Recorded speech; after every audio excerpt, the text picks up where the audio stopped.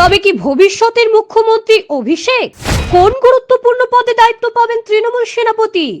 বিগত কয়েক বছরে রাজনৈতিক নেতা হিসেবে নিজের দক্ষতার প্রমাণ দিয়েছেন অভিষেক বন্দ্যোপাধ্যায়।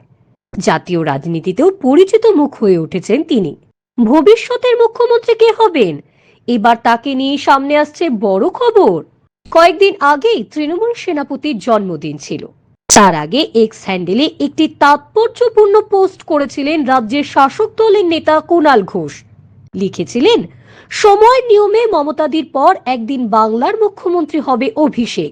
তৃণমূল কংগ্রেসের সেনাপতি থেকে যুগান্তরের পতাকায় কাণ্ডারি। এবার খানিক একই সুর শোনা গেল ভরতপুরের তৃণমূল বিধায়ক হুমায়ুন কবিরের গলায়।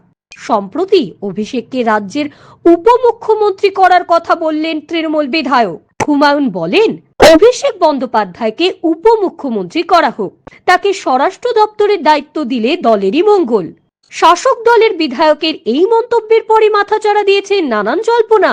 তাহলে কি 26-এর বিধানসভা নির্বাচনের আগেই মিলবে কোনো বড় চমক? অনেকের মনে উকি দিয়েছে এই প্রশ্ন। অভিষেককে রাজ্যের উপমন্ত্রী পদে দেখতে চাওয়ার কারণও ব্যাখ্যা করেছেন হুমায়ুন। তৃণমূল বিধায়ক বলেন, এর চেয়ে অনেক ছোট ছোট রাজ্য, সেখানে দেখবেন মুখ্যমন্ত্রী রয়েছেন, কোথাও কোথাও দুটো উপমুখ্যমন্ত্রী রয়েছেন। আমার মনে হয় অভিষেক বন্দ্যোপাধ্যায় যেহেতু যোগ্য উত্তরসূরি হয়ে উঠেছেন, আমার আর্জি বলতে পারেন, এখনই তিনি গুরুত্বপূর্ণ সাংগঠনিক জায়গায় তো রয়েছেনই, এর সঙ্গে যদি প্রশাসনিক গুরুত্বপূর্ণ জায়গা দেওয়া হয় তাহলে দল আরো শক্তিশালী হবে, অনেকটা পরিপূর্ণ হবে।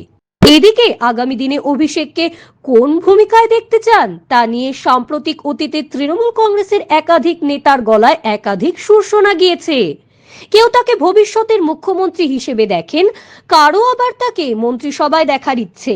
হুমায়ুন কবির আবার তাকে স্বরাষ্ট্র দপ্তরের দায়িত্বে দেখতে চাওয়ার কথাও বলেছেন। বর্তমানে স্বরাষ্ট্র দপ্তরের দায়িত্ব মুখ্যমন্ত্রী মমতা বন্দ্যোপাধ্যায়ের কাছে রয়েছে।